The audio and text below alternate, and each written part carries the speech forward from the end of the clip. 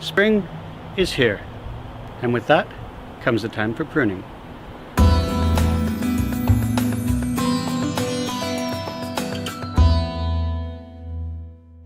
So, I've got my secateurs, or pruners, or snippers, I don't care what you call them, my loppers for larger cuts, my trusty ladder, and a good quality pruning saw.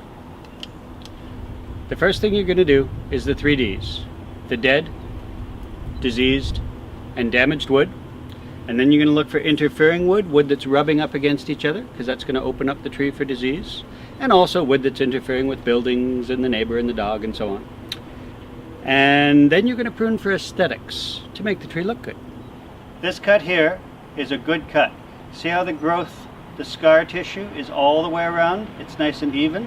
How even that growth is tells you that it was a proper cut. It was right to the growth collar, but not into the growth collar.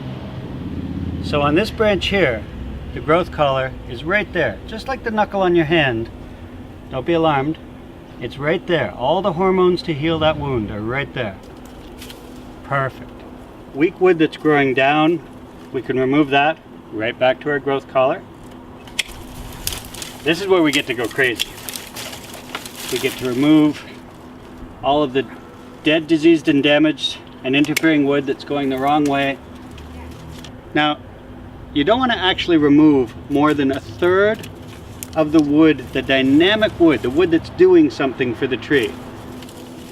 So, I don't like where this branch is going today, but pruning isn't about today. It's about tomorrow and next year and 5 years down the line.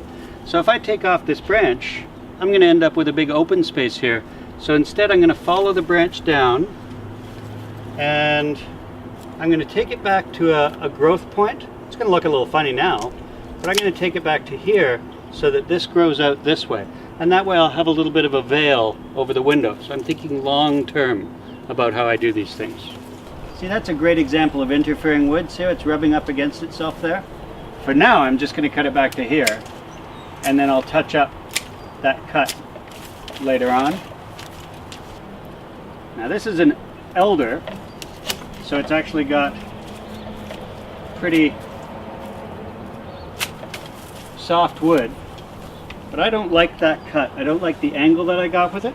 Loppers are wonderful, but they tend not to be terribly precise. I'm actually going to use my saw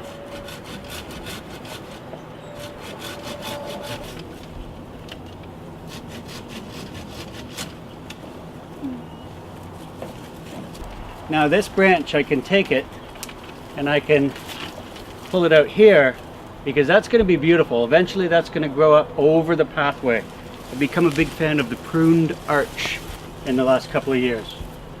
Now you have a tree that is open, the wind can flow through, we've removed all the dead, diseased, and damaged wood, and we've given it a nice form that's going to grow up over the pathway.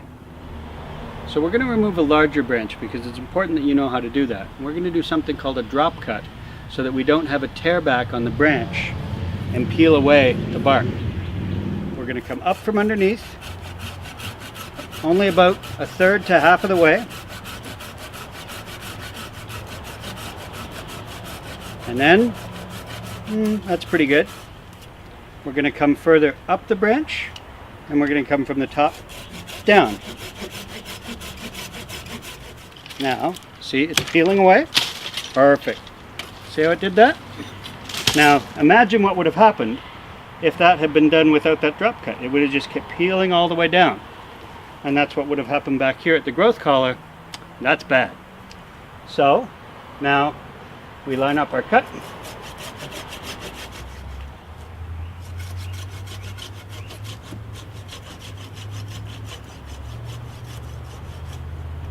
That's a cut that makes me happy. So there's something that I like to call goal-oriented pruning, which is pruning for a reason. This branch here is growing out toward the pathway, and if somebody doesn't make a good cut, somebody's going to come along and make a bad cut. So it's important to make the cuts that need to be done to make sure that the plant grows in the direction you want it to. Think of pruning as guiding, not forcing. Beauty. Now nobody's going to get poked in the eye. Now, you also have to remember the don'ts. what not to do. Don't use tree paint. You need a band-aid, tree doesn't need a band-aid. Putting a roof or a cover over it just makes a home for insects and fungi to live and encourages rot. Don't leave stubs because the tree can't heal properly.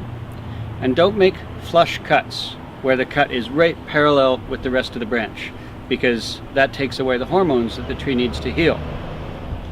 There's very little that's more satisfying than pruning, because you can see the beginning and you can see the end, and it's a perfect combination of science and art.